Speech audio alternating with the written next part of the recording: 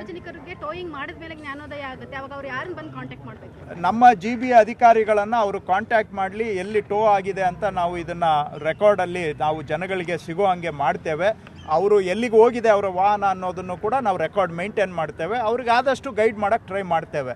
ಆದರೆ ನೋಡಿ ಬಂದ್ಬಿಟ್ಟು ನೀವು ಹೇಗಾಗುತ್ತೆ, ಟೋಯಿಂಗ್ ಆದಮೇಲೆ ಬಂದ್ಬಿಟ್ಟು ನನ್ನ ಗಾಡಿ ಎಲ್ಲೋಗಿದೆ ಗೊತ್ತಾಗಿಲ್ಲ ನನಗೆ ಅಂತ ಅವರೇನೋ ವಿಕ್ಟಿಮ್ಗಳ ಥರ ಆಡೋದು ಇದೆಯಲ್ಲ, ಅವರು ವಿಕ್ಟಿಮ್ ಅಲ್ಲ, ಸಾರ್ವಜನಿಕರು ವಿಕ್ಟಿಮ್ಮು. ನಾವು ಅರ್ಥ ಮಾಡ್ಕೊಳ್ಳೋಣ. ನಾವು ಪಬ್ಲಿಕ್ಕಲ್ಲಿ ಹೇಳ್ತಾನೆ ಇದ್ದೀವಿ 15 ದಿನದಿಂದ. ನೀವು ಬೀಡಾಡಿ ವಾಹನ ಇದ್ದರೆ ಯಾಕೆ ತೊಗೊಂಡೋಗಿಲ್ಲ? ಇವಾಗ ಬಂದ್ಬಿಟ್ಟು ಟೋಯಿಂಗ್ ಮಾಡಿಬಿಟ್ರು, ಎಲ್ಲೋ ತೊಗೊಂಡೋಗಿ ಹಾಕ್ಬಿಟ್ರು ಅಂತ ಹೇಳಿದ್ರೆ ಇಷ್ಟು ದಿನ ನಾವು ಮಾತಾಡ್ತಾನೆ ಇದ್ದೀವಿ. ಮಾಧ್ಯಮದವರು ಕೂಡ ಸಾಕಷ್ಟು ಇದಕ್ಕೆ ತಾವು ಪ್ರಚಾರ ಕೊಟ್ಟಿದ್ದೀರಾ. ನಿಮಗೆ ನಿಮ್ಮ ವಾಹನದ ಬಗ್ಗೆ ನಿಮಗೆ ಆಸಕ್ತಿ ಇದ್ದರೆ ಇಷ್ಟು ದಿನ ಯಾಕೆ ಬಂದು ತೊಗೊಳ್ಳಿಲ್ಲ? ಟೋಯಿಂಗ್ ಮಾಡಿದ ಮೇಲೆ ಎಲ್ಲೋ ತೊಗೊಂಡೋಗಿ ಹಾಕ್ಬಿಟ್ಟಿದ್ದಾರೆ, ನಮಗೆ ಗೊತ್ತಿಲ್ಲ. ಇವೆಲ್ಲ ನೀವು ದಯವಿಟ್ಟು ಆ ರೀತಿ ಬೇಜವಾಬ್ದಾರಿತನದ ಮಾತುಗಳು ಆಗ್ತವೆ. ನೀವು ಸಹಕಾರ ಮಾಡಿ, ಜವಾಬ್ದಾರಿತನದಿಂದ ನಿರ್ವಹಣೆ ಮಾಡಿ. ಸದ್ಯಕ್ಕೆ ನಾವು ಟೋಯಿಂಗ್ ಚಾರ್ಜಸ್ಸು ಪ್ಲಸ್ಸು ಪೆನಾಲ್ಟಿ ಇಷ್ಟನ್ನೇ ನಾವು ಕೇಳ್ತಾ ಇದ್ದೇವೆ. ಸದ್ಯಕ್ಕೆ ಅಷ್ಟಕ್ಕೆ ಅವಕಾಶ ಇದೆ, ಅಷ್ಟನ್ನು ಮಾಡ್ತಾ ಇದ್ದೇವೆ. ಸರ್, ಬಹಳಷ್ಟು ಜಾಗದಲ್ಲಿ ಸರ್ ಈಗ ಪೊಲೀಸ್ ಅವರನ್ನೇ ಫುಟ್ಪಾತ್ ಮೇಲೆ ನಿಲ್ಲಿಸ್ಕೊಂಡಿದ್ದಾರೆ.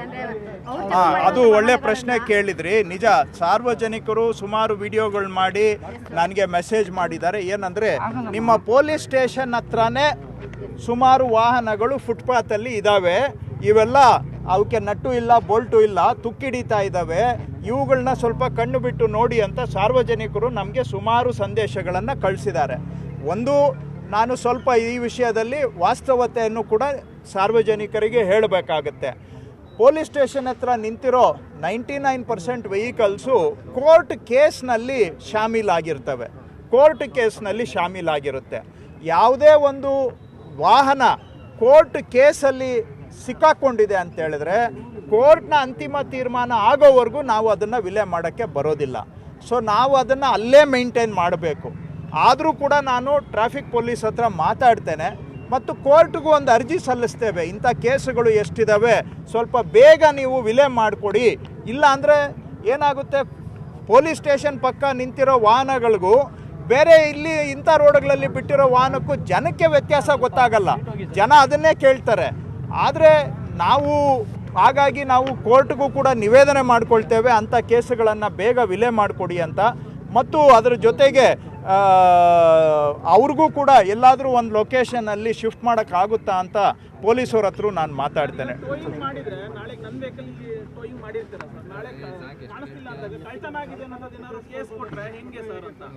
ಕೊಡ್ಲಿ, ವೆರಿಫೈ ಮಾಡ್ತೇವೆ. ನಾನು ಪೊಲೀಸವ್ರಿಗೆ ಹೇಳ್ತೇನೆ, ಈ ಥರ ಯಾವುದಾದ್ರೂ ಈಗ ಅವರು ಡೈಲಿ ಯೂಸ್ ಮಾಡ್ತಾ ಇದ್ದೆ, ಕಳ್ತನ ಆಗಿದೆ ಅಂತ ಹೇಳಿದ್ರೆ ಆವಾಗ ಅರ್ಥ ಆಗುತ್ತೆ. ಪೊಲೀಸವರು ಬುದ್ಧಿವಂತರು ಇದ್ದಾರೆ, ಅವ್ರಿಗೂ ಸಾಕಷ್ಟು ಸಮಾಜ ಜ್ಞಾನ ಇದೆ, ಕಾಮನ್ ಸೆನ್ಸ್ ಇದೆ.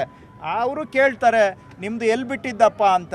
ಪೊಲೀಸರ ಹತ್ರ ಯಾವ್ಯಾವ ಲೊಕೇಶನ್ ವೈಸ್ ಇದೆಲ್ಲ 4249 ಗಾಡಿದೂ GPS ಲೊಕೇಶನ್ ಇದೆ ಪೊಲೀಸ್ ಹತ್ರ.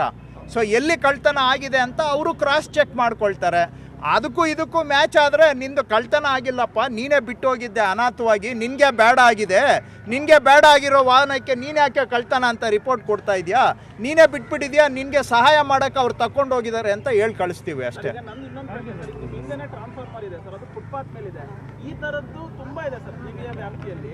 ನಿಜ, ಸುಮಾರು ಕಡೆ ಕೆಲವು ಸಾರ್ವಜನಿಕ ಆಸ್ತಿಗಳು ಕೂಡ ಫುಟ್ಪಾತ್ ಮೇಲೆ ಇದ್ದಾವೆ.